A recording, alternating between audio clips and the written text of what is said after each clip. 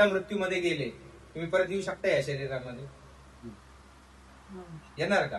किंवा मी झोपेमध्ये आणि मी ऑन ड्युटी कामं बी करतोय, ड्रायव्हिंग करतोय, टूर्स अँड ट्रॅव्हल्स, शक्य आहे का हे? झोपेत असताना आपण गाडी चालवू शकतो का? नाही चालवू शकत आपण, बरोबर आहे की नाही? पण जागा असताना आपण करू शकतो ना. दिवसभर 8 तास 10 तास पण आपण लॉंग ड्राईव्ह, ज्यावेळेला मी हरिद्वारला गेलो होतो, किती लॉंग ड्राईव्ह केली होती, हरिद्वार पर्यंत ड्राईव्ह केली होती. मग विचार करा, ड्राईव्ह तर करत होतो ना, रात्रीची पण व्हायची, दिवसाची पण व्हायची, पण झोपेत ड्रायव्हिंग होईल का? नाही होणार. म्हणजे ज्या वेळेला लीलेमध्ये तुम्ही असताना तुम्ही काय नाही करू शकत, ज्यावेळेला तुम्ही मायेमध्ये असताना त्यावेळेस, म्हणून शरीरात इथं तुम्ही वेनामुक्त होऊ शकता. तुम्हाला इथं चान्स दिलेला आहे. जे लोक म्हणतात ना, नाही मृत्यूनंतर बघू ना, जे काय होईल ते, मृत्यूनंतर काही नाही होणार.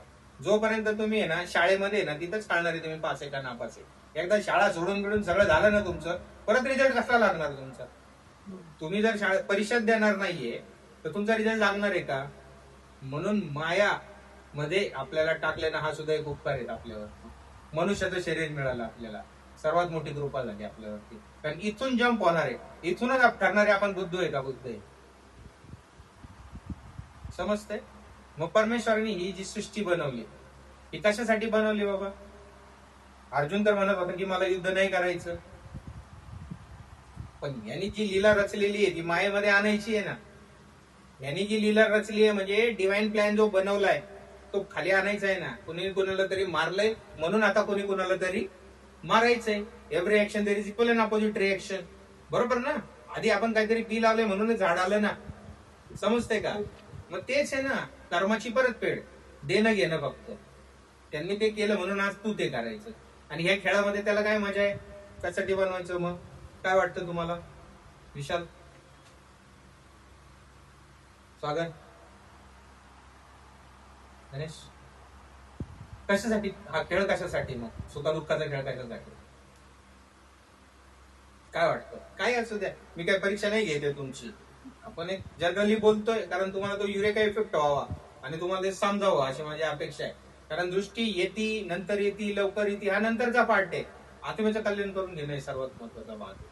कारण तुम्ही आता ह्या मायेमध्ये आलेले, तो लीलाधारी आहे. तो काय आहे? मायेचा पती आहे, तो मायापती आहे, तो लीलाधारी आहे. हे सगळं केलं कशासाठी? काय वाटतं कशासाठी केलं असं? कारण सारा अध्यात्म आहे ना हे एका शब्दावरती आहे, पण ते माहिती नाहीये तुम्हाला. कशासाठी केलं असं काय वाटतं तुम्हाला? काय वाटतं? काहीतरी वाटतंय आतमध्ये चाललंय काहीतरी विषय, काहीतरी कारण असेल ना. प्रत्येक गोष्टीला कारण असते की नाही? मी आता काय सांगितलं, कुठलीही गोष्ट निष्कारण नाही. कार्यकारण भाव तर त्या दिवशी मी पूर्ण ज्ञानदान केलं अर्धा तासाचं त्याच्यावरती मराठीमध्ये. आणि त्याचं कार्य दिसतंय, कारण दिसतंय, आणि त्याला भाव पण माहितीये. भाव सागरातनं आलेला आहे, डिवाइन मधनं आले भाव, त्याच्या पाठीमागचा भाव तोही माहितीये. भाव लिहिलाय, कार्य तर समोर आहे, मायेमधलं आहे. आणि कारण कदाचित डिवाइन पण असेल आणि भौतिक पण असेल. कार्यकारण भाव तर सांगितलं मी त्या दिवशी. हे जे बनवलं विश्व परमात्म्याने, बघा आता तुम्ही मध आणून ठेवलं इथं, बरोबर आहे? फुल असतं, फुल, फुलावरती मधमाशी जाऊन बसती. का जाऊन बसती? मध गोळा करण्यासाठी. सिंपल आहे. मध गोळा करते एका ठिकाणी नेऊन ठेवती तिच्या छत्त्यामध्ये. एवढेसा कप्पा असतो तिचा, तो कप्पा भरायला तिला समजा 2 आठवडे 3 आठवडे जातात. मधाचा एक षटकोन असतो की नसतो, त्याच्यामध्ये ती भरत असते तो मधाचा कप्पा. अशा किती मधमाशा असतात? भरपूर असतात. मग माझा प्रश्न असा आहे, मधमाशा कशासाठी बनवल्या? मधमाशा काय काय गोळा करायला बनवल्या? बरोबर आहे ना? म्हणजे मधमाशी बनवण्याचं प्रयोजन काय आहे? मध गोळा करणे आणि तिथं आणून ठेवणे. आता पुढचा प्रश्न आहे, मधमाशा मध खातात का? मधमाशा मध खात नाही, तुमच्या माहितीसाठी सांगतो. मधमाशा मध खात नाही. मग कुणासाठी गोळा करतायत? अरे सर्वांची अवस्थाच तशी झालेली आहे. तुम्हाला बनवलं परमात्म्याने तप गोळा करण्यासाठी. काय गोळा करण्यासाठी? तप गोळा करण्यासाठी. तुम्ही दिवस रात्र तप गोळा करताय, तुम्हाला माहितीच नाही तुम्ही तप कोणासाठी गोळा करताय. तप बनतं कसं? 2 गोष्टी ज्या वेळेला एकमेकांवरती रगडतात त्यावेळेला तपाची निर्मिती होते. तुम्ही हात घासून बघा, तप बनतं की नाही बनतं, गरम होतं. तप म्हणजे तपिश, गरमी. मग हे हात असे घासल्यानंतर जर तप निर्माण होतं, याला म्हणतात तप. घर्षण आणि उष्णतेची निर्मिती होते असं सायन्स मध्ये शिकवलं जातं. बरोबर आहे का? आणि चुकीचं आहे का याच्यावर काय? जुनी लोक दगडावर दगड घासायचे, थिंगे पाडायचे आणि आग लावायचे, म्हणजे आगीची निर्मिती होती का नाही घर्षणामधनं?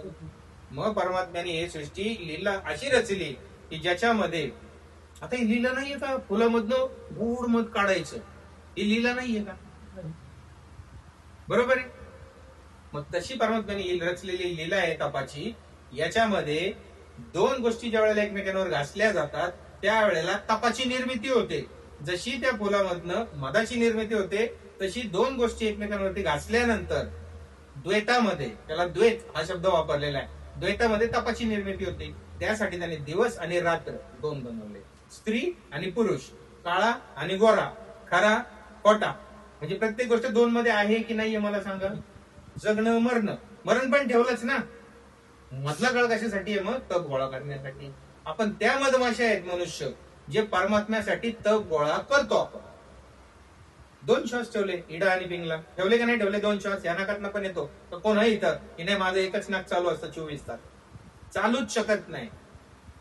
तिकीट हे लक्षात ठेवा, दोन्ही नाक थोडा थोडा वेळ चालत असतात.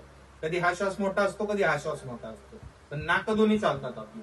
कधीतरी बंद पडतात, आपल्याला त्रास होतो नाक बंद पडलं तर, सर्दीमध्ये वगैरे नाक बंद पडतं. मग हे विश्व बनवलं तपासाठी.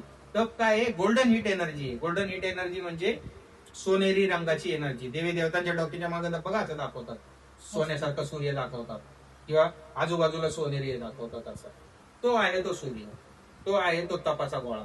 मग हे जे तप आहे ना, याच्यासाठी परमात्म्याने तुम्हाला बनवलं. आपण मला तर दिसत नाहीये तप काय काय, त्या मधमाशीला पण माहित नाहीये मध आहे म्हणून. तिथला फक्त ते गोळा करायचंय. काय करायचंय? गोळा करायचं. बरोबर आहे ना? धान्याला बैल जुंपला जातो तो काही तेल प्यायसाठी असतो का? त्याच्याकडून फक्त तेल काढून घ्यायचं असतं त्याला राबवून. बरोबर आहे का नाही? ही सिस्टीम तर आपणच माणसं राबवतोय ना. मला सांगा, ही सिस्टीम आपण राबवतो, ही सिस्टीम आपल्या डोक्यामध्ये कोण टाकतो? कोणी टाकलं आपल्या डोक्यामध्ये? विचार पण टाकतो आपल्या डोक्यामध्ये. विचार केला पाहिजे ना. माझ्या डोक्यात का नाही विचार टाकत की हो मी पेट्रोल पंपवर काम करतोय, आता धीरूभाई अंबानीच बनतो, उद्या जातो आणि मी डायरेक्ट कंपन्या खरेदी करतो, आज शेअर घेतो मी डायरेक्ट, आजच्या रात्रीतून दुसऱ्या दिवशी सकाळी अर्बपती होऊन जातो.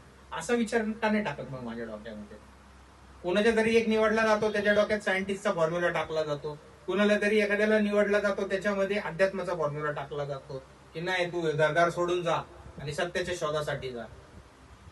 हे विचार टाकतो कोण आणि कशाच्या बेसवर टाकतो? मग आपण जी कर्म केलेली आहे त्यावेळेला आपलं पहिलं शरीर स्टार्ट झालं, जीवात्म्याचं बोलतोय, ज्या वेळेला पहिला जीवात्मा स्टार्ट झाला तिथपासून आतापर्यंतचे जे कर्म आहेत त्या बेसवरती ऑटो जनरेटेड सिस्टीम आहे. जी ऑटो सिस्टीम जी आहे काल भगवानची, ती तुमच्या, तिला विधी म्हटलं जातं. काय म्हटलं जातं? विधी लिखित. विधी लिखित हा शब्द ऐकलाय का? सटवाई जी नशीब लिहिते, विधी लिखित तुमच्या डोक्यात टाकलं जातं. हे ऑटो जनरेटेड आहे तुमच्या कर्माच्या हिशोब. बरोबर आहे. ब्लोअर असतो, ब्लोअर म्हणजे केस वाळवण्याचं एक मशीन असतं, एअर घेतो आपण त्याच्यावरनं.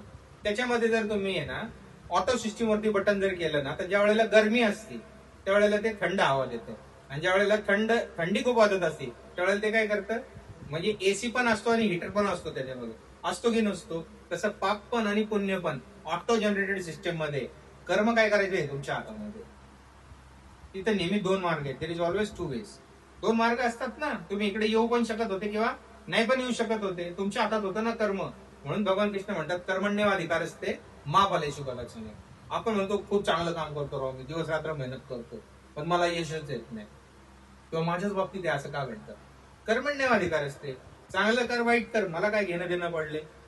पिवळ्या फुलातनं फुल मध घेऊन ये, जांभळ्या फुलातनं घेऊन ये, लाल फुलातनं घेऊन ये, अल्टिमेटली काय घेऊन ये? बरोबर आहे ना?